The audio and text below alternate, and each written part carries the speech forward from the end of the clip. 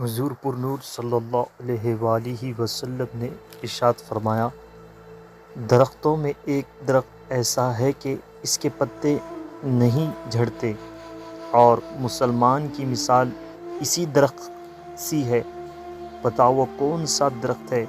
یہ سن کر لوگوں نے خیال جنگل کے درختوں کی طرف دوڑا۔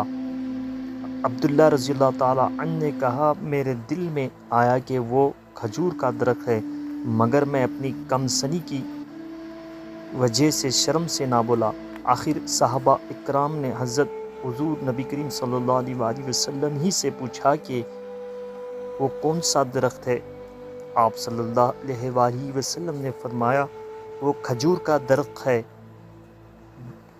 صحیح بخاری حدیث نمبر 68۔ سبحان اللہ۔